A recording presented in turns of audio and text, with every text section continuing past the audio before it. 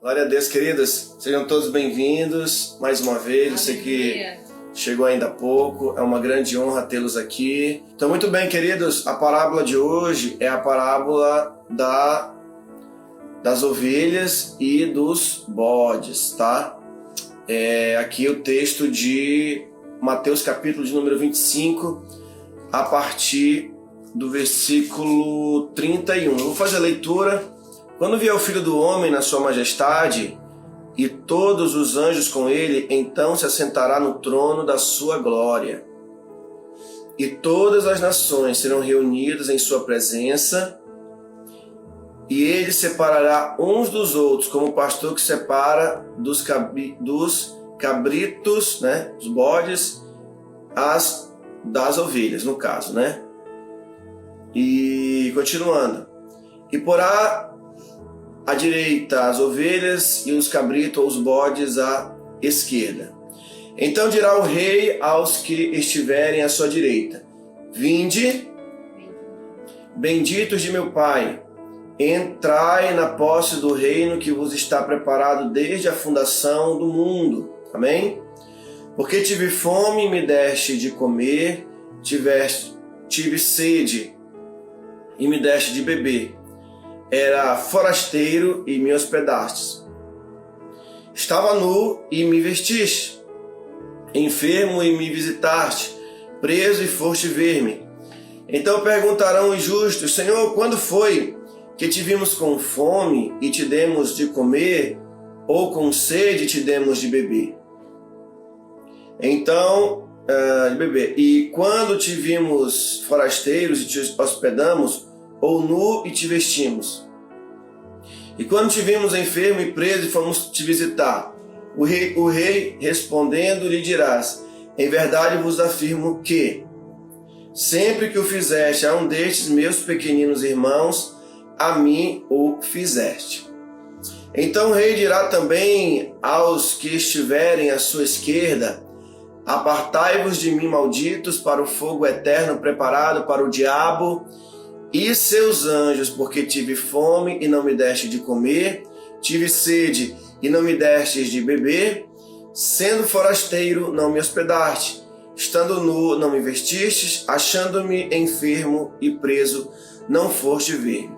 E eles lhe perguntarão: Senhor, quando foi que te vimos com fome, com sede, forasteiro, nu, enfermo ou preso e não te assistimos? Então lhe responderá: em verdade vos digo que sempre que deixaste de fazer a um destes mais pequeninos, a mim deixaste de fazer. E irão estes para o castigo eterno, porém os justos para a vida eterna. Amém, queridos? Aleluia. Glória a Deus. Quem recebe essa palavra aí, nesse instante? Aleluia. Amém? Queridos, muito bem. Esta parábola, ela é bem conhecida nos meios bíblicos, né? Nos ensinos bíblicos, eu quero dizer. Essa parábola ela é bem conhecida na escatologia, haja vista que esta parábola trata de um aspecto escatológico bastante importante. Muito bem. Geralmente, quando se fala sobre esta parábola, a gente tem uma impressão, já de forma clara, que a parábola ela trata de justiça social, né?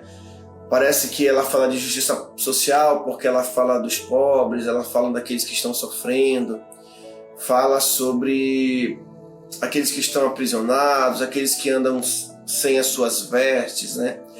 Estão precisando de um alimento, enfim, estão em necessidades, né?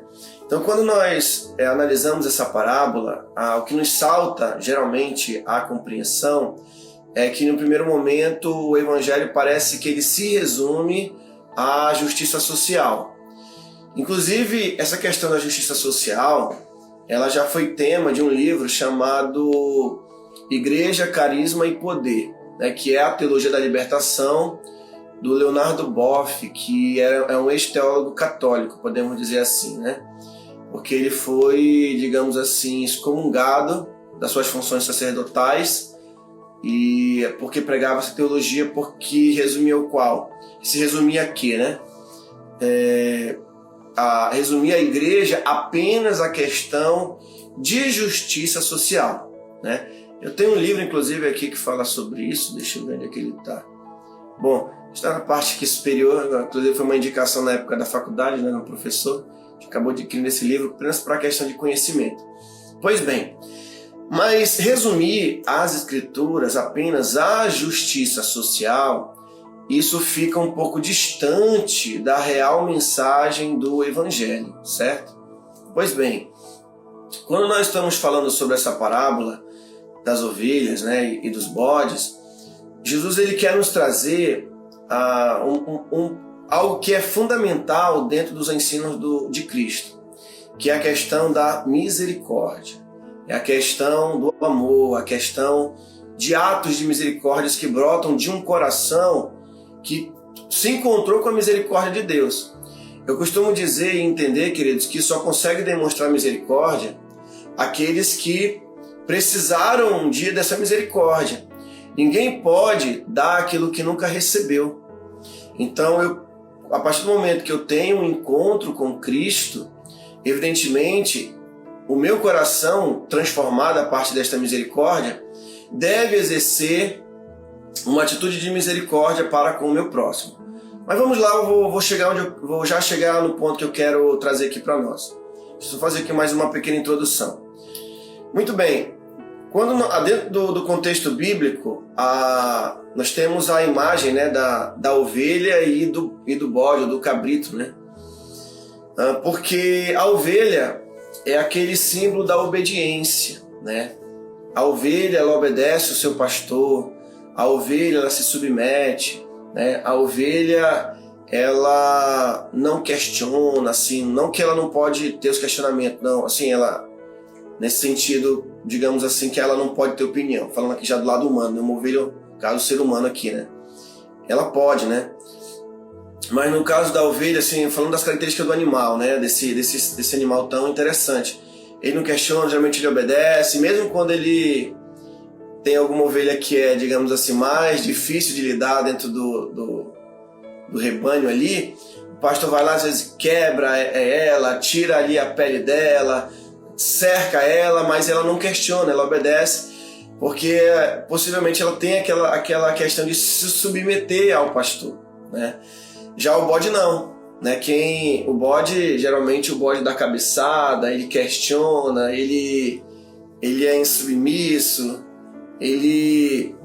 geralmente quem já criou, né, bode sabe que é um animal um pouco difícil, ele rasga as coisas, ele não consegue nem viver em comunhão com os outros, né, que ele já quer brigar, ele já já age de uma forma que não dá para ter comunhão com ele, né? Ele suja tudo, e quando coloca com uma ovelha ele agrita. Geralmente o bode vive um pouco isolado, né? Os bodes, né? Não dá para viver com as ovelhas. Então, trazendo esse sentido, porque no tempo de Jesus, essa criação desses animais eram bastante comuns, e o povo estava muito familiarizado com esses animais e as suas características, né? Eles estavam bastante familiarizados com esses animais. Então, partindo deste princípio, Jesus ele usa essa linguagem de forma escatológica, futurística, que se desenvolve aqui e agora. Você pode ver que essa questão da parábola, que fala de algo futuro, né, que é o juízo, ela também fala de juízo, esta parábola, ela fala poucos detalhes da questão futura. Ele trata mais na questão presente, apontando para o futuro, ou seja, o futuro está ligado com o presente.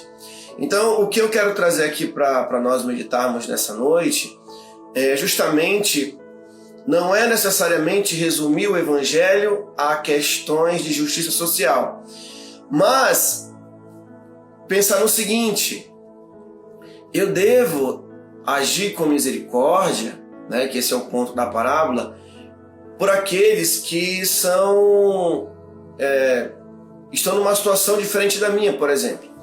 Então, o juízo que Jesus anuncia aqui, ele está muito ligado ao que nós fazemos individualmente, né? Atos de misericórdias que brotam não de um coração, não simplesmente porque eu quero fazer boas obras, simplesmente, né? Às vezes a gente, eu quero ajudar fulano, ajudar ciclano e tal, a gente precisa ajudar. Amém, precisamos ajudar.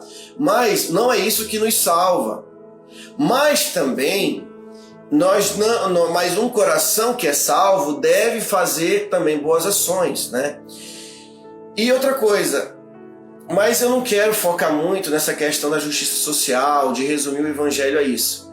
Eu quero resumir da seguinte forma: como que nós temos agido com aqueles que aparentemente não merecem misericórdia? Como é que nós temos agido?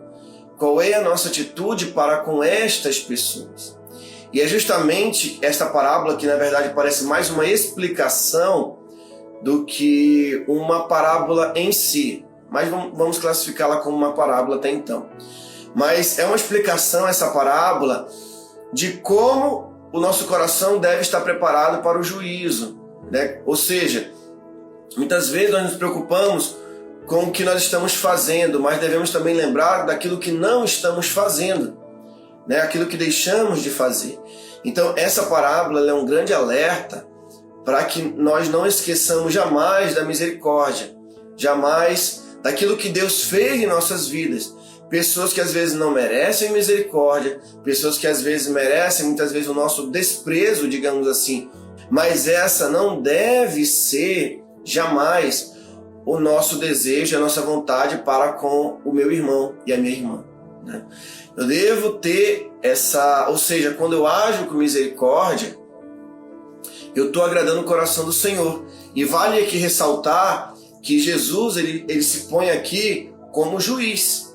Nós sabemos que no primeiro momento da primeira vinda de Jesus, ele vem como cordeiro, né? Ele vem com aquele que vem perdoar os nossos pecados, aquele que nos dá vida, mas vai chegar o dia em que ele vai vir como juiz, né? E ele vem com um braço de ferro. Você vê, inclusive, a linguagem dele aqui muda. Muitas vezes a gente fala assim, Jesus é paz e amor. Amém, ele é misericórdia, ele é amor. Mas isso no tempo que nós estamos vivendo, o tempo que antecede a sua vinda. Na sua próxima vinda, ele vem como juiz. Inclusive, a palavra final dele aqui é um pouco dura, quando ele diz assim, ele fala assim: apartai-vos de mim, malditos, para o fogo eterno preparado para o diabo e os seus anjos. Por isso que isso bate muito com a descrição de Isaías, né, no capítulo de número 61, quando diz lá, a partir do versículo 3 e 4, né, que ele vem com um braço de ferro, né, ele vem para reger as nações com um braço de ferro, ele vem como juiz para reinar. Mas veja que o futuro, ele é preparado aqui e agora. Então essa parábola eu quero trazer para nós aqui nessa noite como uma forma de alerta e de meditação, e fazendo a seguinte pergunta: como anda os nossos atos de misericórdia? Veja, por exemplo, assim, às vezes a gente fala assim, eu vou ajudar fulano porque coitadinho, tá precisando fulano, né? Eu vou ajudar ciclano, tá precisando, coitado. Dá uma pena dele. Não deve ser essa a nossa motivação. A nossa motivação deve ser um ato de misericórdia, de amor. Deve ser um ato não buscando nada em troca, e muito menos querendo, digamos assim, fazer uma boa ação apenas, mas simplesmente falar, não, eu vou fazer porque é justo, né? Independente do que ela fez ou que ele fez, eu vou ajudar. Outros momentos também, talvez você se desentenda com uma pessoa e a gente reluta em perdoar. E isso bate também com o que está aqui dentro também. Como eu disse, essa parábola, muitos tentam resumir esta parábola à questão da justiça social, e não é necessariamente isso. Todas as vezes, irmãos, que precisamos, ou melhor, todos os momentos que nós convivemos e pessoas precisam receber da nossa misericórdia, do nosso perdão, devemos estar prontos, ou pelo menos, ou no mínimo, nos esforçarmos para demonstrar isso, porque recebemos misericórdia do Senhor. Recebemos o perdão do Senhor. Então, e só pode, irmãos, agir com misericórdia aquele que recebeu, como eu disse. Então, às vezes, nós podemos questionar certas atitudes que não há misericórdia. Isso aí coloca em xeque a própria salvação dessa pessoa. Poxa, ela às vezes está na igreja, ela está fazendo a vontade, ou nem está na igreja, mas se diz uma pessoa de fé, mas não demonstra misericórdia. E eu vou te falar, nós só podemos demonstrar misericórdia com aqueles que não merecem misericórdia. Sabe quem? Eu e você que estamos assistindo. Somos pessoas que não merecíamos a graça e a misericórdia de Deus. E Deus não nos tratou segundo as nossas obras. Ele nos tratou segundo a obra do Messias, do seu Filho, que nos dá vida e vida em abundância.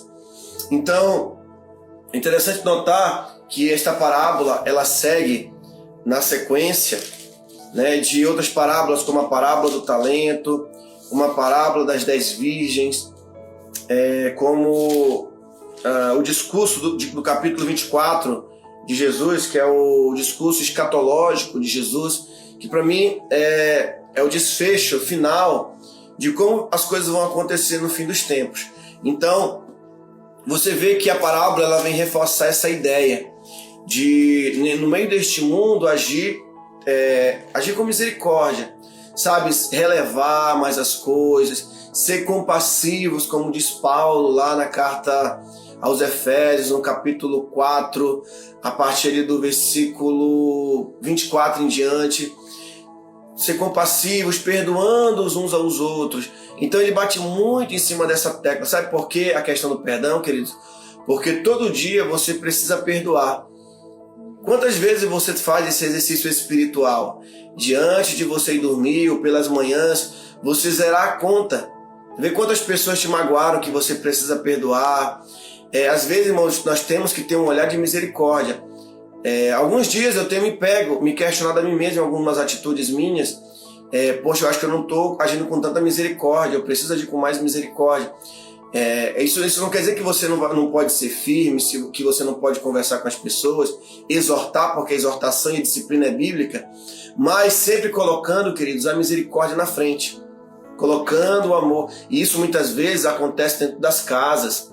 Os pais não têm diálogos com os filhos, não conseguem conquistar os corações dos filhos, né? É só aquela palavra assim de mandar, de fazer, mas tem pouco amor, pouca misericórdia. E a vinda de Cristo nesse tempo é para demonstrar que o nosso Deus é um Deus de misericórdia, que Ele quer dialogar. Ele não é um Deus lá que é um carrasco, Ele não é um Deus lá manda-chuva que fica controlando todas as coisas e mandando e a gente cabeça baixa obedecendo. Aqui não. Ele é um Deus que quer ter relacionamento e sempre foi essa a vontade dele, de ter relacionamento. Pena a diferença, né, que nós que éramos os filhos rebeldes que não queríamos relacionamento com o pai, né? E ele teve que entregar o seu filho para mostrar que ele quer ter relacionamento conosco e as portas estão abertas para isso. Mas agora falando dos pais humanos, né, e filhos humanos, já a coisa é diferente, né? Muitas vezes o pai manda, sustenta, amém, glória a Deus por isso, mas esquece de ter misericórdia, de às vezes chega cansado, né? Não tem mais aquele tempo de qualidade, ou pelo menos tentar conversar com os filhos. Por isso aqui é apenas um exemplo que eu estou dando, né? Então, queridos, nós vivemos dentro desse contexto. Às vezes você vai trabalhar, você tem situações que lhe estressam dentro do trabalho. E se a misericórdia, o perdão não estiver à frente, queridos, nós não vamos conseguir viver. E aí, sabe o que vai acontecer? Nós podemos ser terrivelmente surpreendidos naquele grande dia, onde Ele vai olhar para a gente e talvez alguns de nós podemos trilhar o caminho dos bodes. E falar, Senhor, mas quando, se eu estive na igreja? Aí Ele fala assim, não te conheço, porque uma das maiores atitudes do Messias, da obra de Cristo, é a misericórdia. É por isso que dentro do estudo do judaísmo, como do cristianismo, alguns estudiosos judeus que conhecem um pouco do pensamento cristão, os estudiosos judaicos que conhecem um pouco da teologia cristã, eles dizem que nesse ponto o cristianismo ele excede muito a justiça judaica nesse aspecto. Na verdade, ele seria aquilo que era para o judaísmo ser, que ele excede a misericórdia ao ponto de amarmos os próprios inimigos, né? Já pensou isso? Parece uma coisa assim, não é que você vai morrer de amores, né, pelo inimigo, mas na verdade o que acontece mais são atitudes de misericórdia, né? São atitudes de misericórdia que nos ajudam a amar aqueles que não merecem ser amados, né? Geralmente nós colocamos padrões para determinar sobre a questão de perdão, de se relacionar com as pessoas, né? Então, assim, eu quero dizer para você nessa noite que o Senhor nos chama para termos essa atitude de misericórdia. E esta parábola é para todos nós que somos. Essa parábola que não se trata de nós darmos lição de moral para algumas pessoas. Às vezes a gente não precisa nem falar nada sobre perdão. A gente nem precisamos falar nada. Mas o nosso coração, ele deve demonstrar misericórdia. Veja, não como justiça social, para me pagar de bonzinho. Não é isso que a parábola está falando. Porque olha só, às vezes as pessoas confundem autocomiseração com misericórdia do coração. É diferente. Autocomiseração é um orgulho escondido de você achar que vai ajudar uma pessoa para demonstrar, você se mostrar que você é bonzinho para os outros. Não. A atitude de misericórdia, ela vem de alguém que provou do profundo perdão de Deus. De alguém que foi profundamente convencido pelo Espírito Santo de Deus, que é um maldito pecador, é um perdido pecador, é alguém condenável à morte eterna, que estava separado do amor de Deus e que estava no fundo do poço, na lama do pecado, no lamaçal da destruição, e foi resgatado por Cristo lá dentro daquele lamaçal. E ele provou desse amor, a mente dele foi transformada verdadeiramente, o coração dele foi mudado, internamente o Espírito Santo brota dentro do coração dele amor, misericórdia, reconhecendo que ele estava perdido e que Jesus o encontrou. E ele é tomado por um profundo amor. E esse profundo amor deve o quê? Nortear suas atitudes e os seus comportamentos. E isso deve nos levar a atitudes de perdão e misericórdia. E por quê? Porque recebemos isso. A regra é muito simples. Jesus falou, nós só receberemos perdão se perdoarmos. Não dá para pedir perdão de Deus se eu não ajo, não perdoo o meu próximo. E perdoar é muito mais que falar. É claro e evidente que nós precisamos, num primeiro momento, falar sim do perdão, de pedir perdão para algumas pessoas. Mas as nossas atitudes devem falar muito mais como ressoar um perdão. É claro que precisamos declarar o perdão, mas que não seja de um coração vazio e de palavras vazias, mas de um coração que é cheio do amor e da misericórdia de Deus. E como ter esse amor e essa misericórdia? Só quem provou o arrependimento. E é exatamente isso que a parábola está questionando aqui. Porque há pessoas que falam do amor, são rápidas para responder, gostam de fazer boas obras para mostrar para os outros. Na verdade, estão cheias de autocomiseração, de pena de si mesmo, do que realmente um coração transformado e cheio de misericórdia. E se enganaram aqui, ó. Jesus estava só observando. Você pensa que quem faz trabalho social vai ser salvo? Não vai.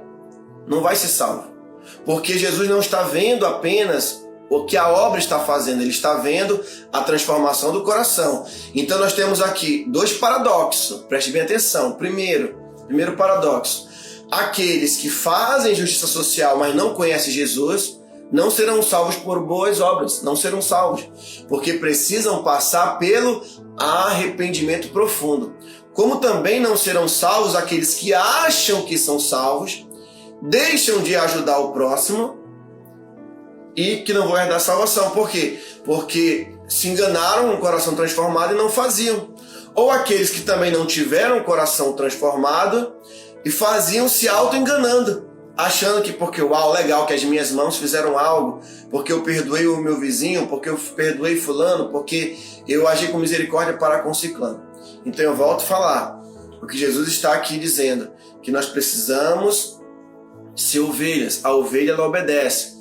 Se Deus quer que sejamos cheios de misericórdia, precisamos provar essa misericórdia dele. Temos o nosso coração transformado. Aí sim, a partir daí, nós precisamos agir com misericórdia com todos aqueles que nos feriram, com aqueles que nos humilharam, com aqueles que nos defraudaram, aqueles que tomaram aquilo de nós, aquilo que nos pertencia, aqueles que nos causaram dano.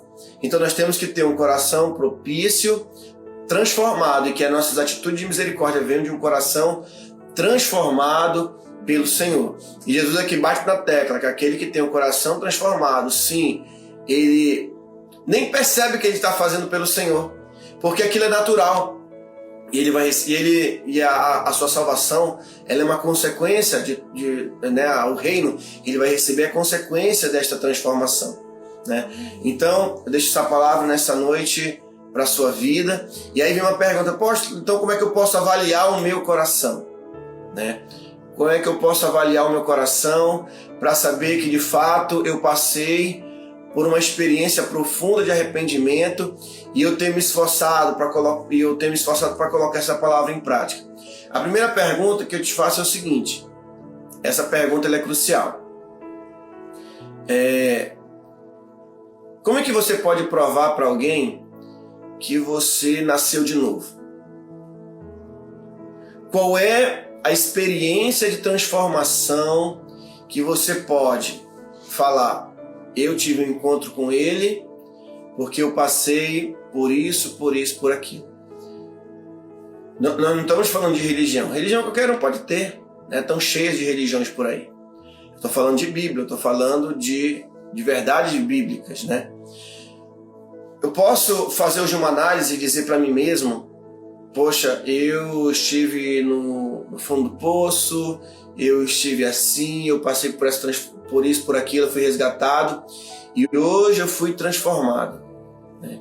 Quantas pessoas, depois que você se converteu, que era o segundo ponto, o primeiro ponto é você contar um testemunho de transformação. Qual foi a transformação que Cristo fez na sua vida?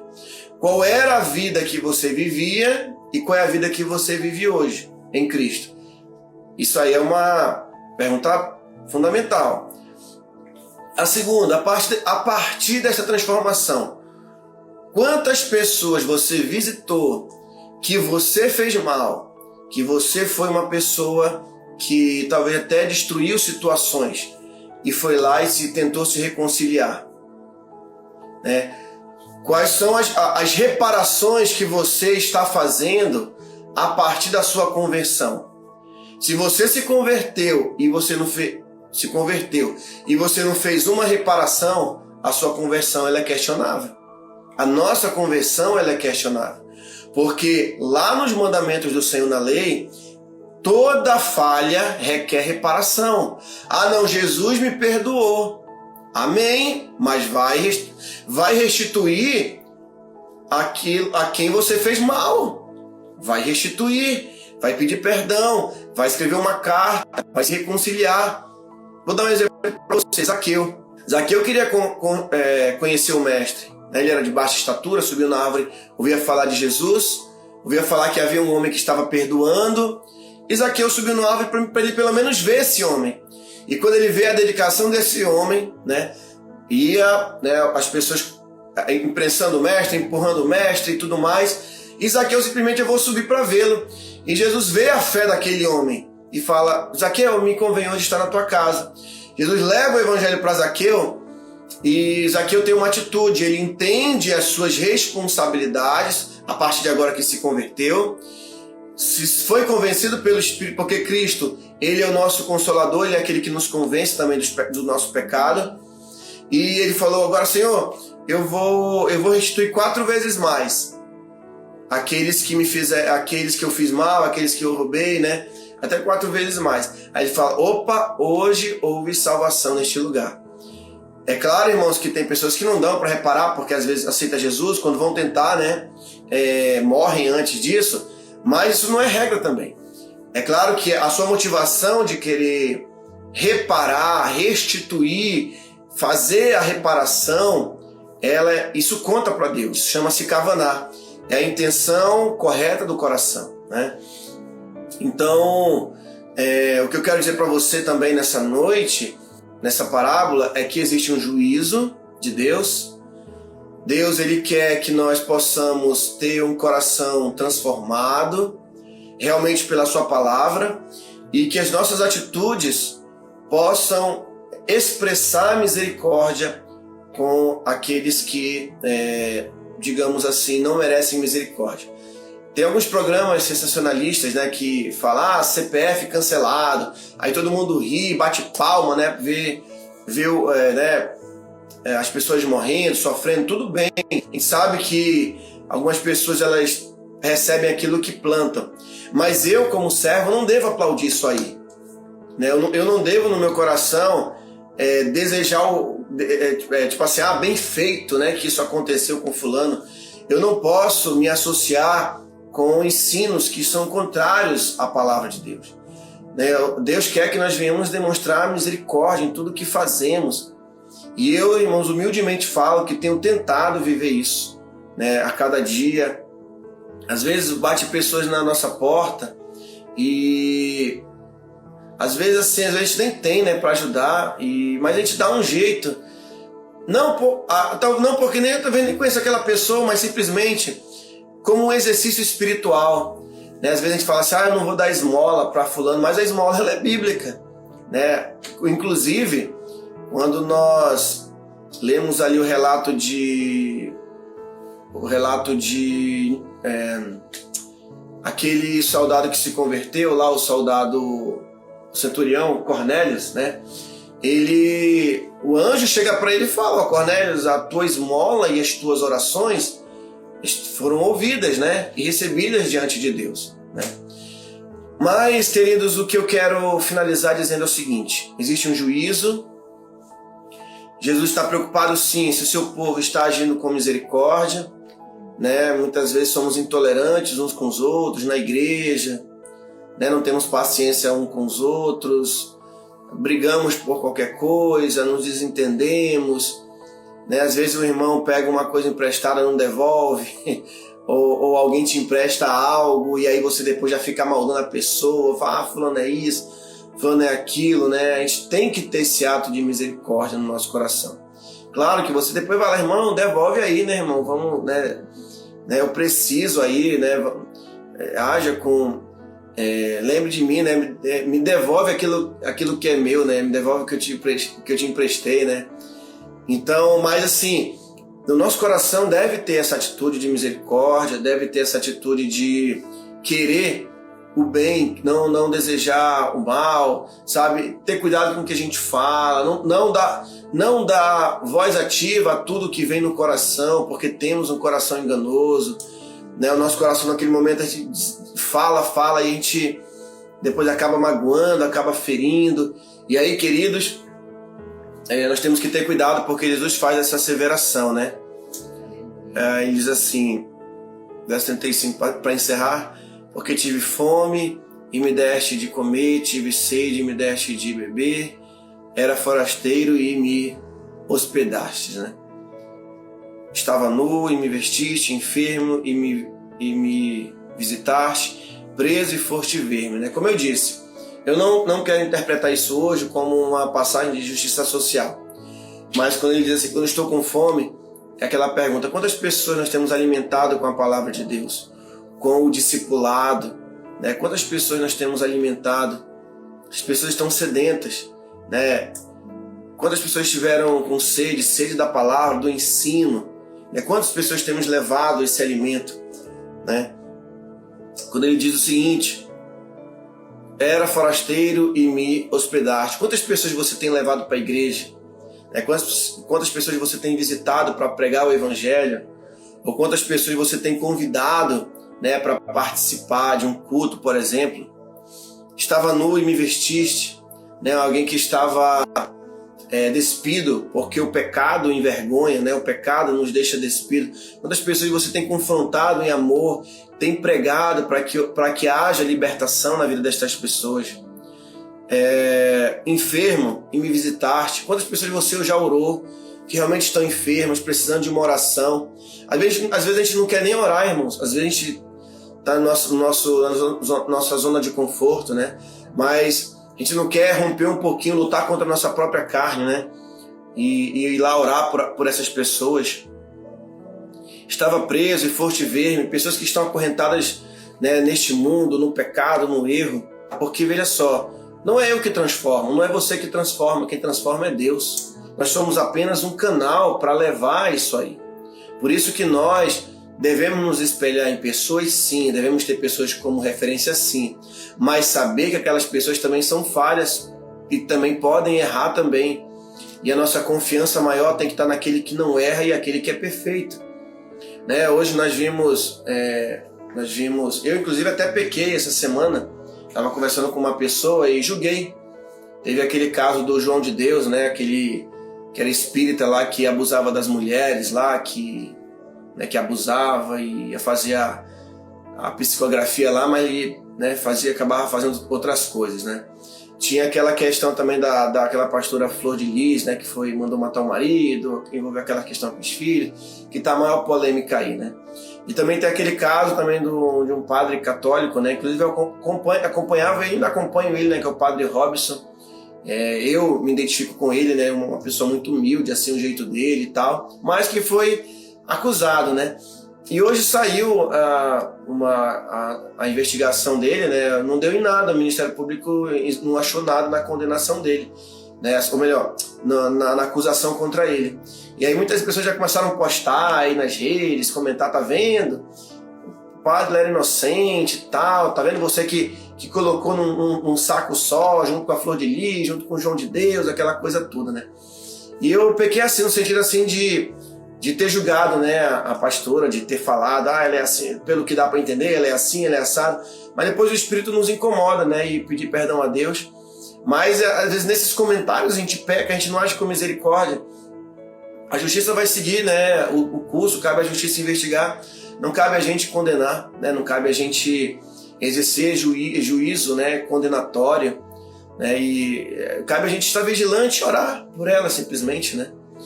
As pessoas que saem das igrejas, né, falando mal dos pastores, a pessoa que pega abuso de uma pessoa dentro da igreja, sabe, irmãos, nós temos que mudar isso. Temos que mudar muito isso dentro de nós, né? A gente fica idealizando uma perfeição que não existe, né? Uma perfeição nas pessoas que não existe.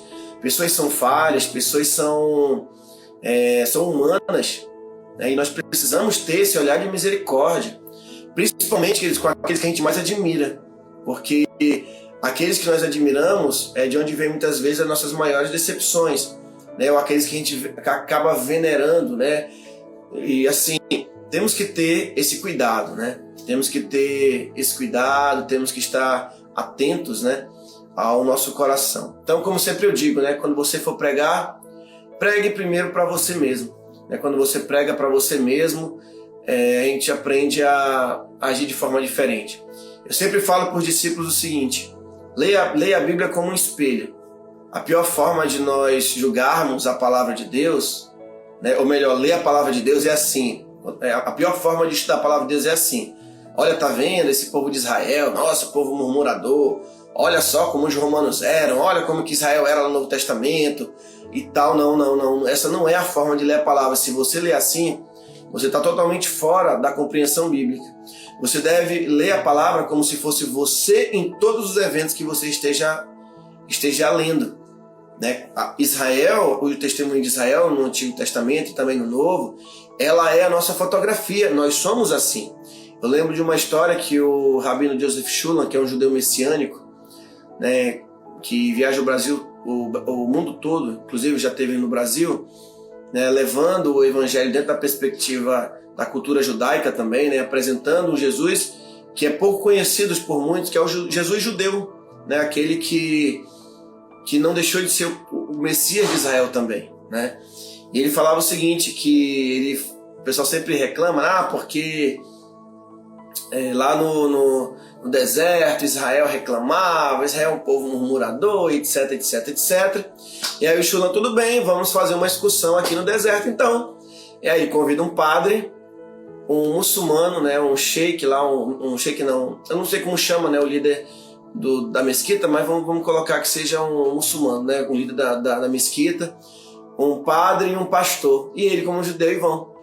Ele falou que não deu nem meio-dia, o pastor já estava brigando com o padre já brigava com o muçulmano brigando com o pastor e vice-versa. Aí ele falou, bonito, né, é fácil para vocês reclamarem que nós ficamos 40 anos aqui nesse deserto. E vocês não ficaram nem um dia inteiro, vocês já estão brigando, já estão discutindo, já estão se desentendendo. Então, para você ver, queridos, que o ser humano é complicado. Por isso que Deus, irmãos, vai salvar os cristãos na misericórdia. Sabe? Porque assim, pelo que a gente vê, o povo de Deus não está muito bem, não anda muito bem. Isso desde quando a igreja é igreja. As portas do inferno não se levantam contra a igreja, mas o povo de Deus tem dado muita ratada. O povo de Deus não tem vigiado, não tem dado aquilo que deveria dar. O livro de Apocalipse é uma exortação pesada do próprio Cristo, de Jesus mesmo, exortando a sua igreja, exortando aquelas igrejas para se arrependerem. Então, por isso, queridos, que dentro da visão escatológica, eu tenho algumas resistências em relação à teologia pré-tribulacionista, porque ela exalta tanto a igreja e despreza tanto Israel como se a igreja ela tivesse ela suplantou Israel nas promessas. E é muito pelo contrário, a igreja com Israel, o Israel salvo, evidentemente, que forma o povo de Deus. Efésios 2, a partir do versículo 10 em diante, judeus e cristãos juntos formando a família de Deus. Mas, queridos, deixo essa palavra para você, acabei me estendendo aqui um pouquinho, e resumo dizendo, precisamos agir com misericórdia, precisamos ter um coração que vive na luz da palavra de Deus, precisamos ter um coração que realmente reflita, um coração que de fato foi transformado por Deus e que vive dentro desta transformação.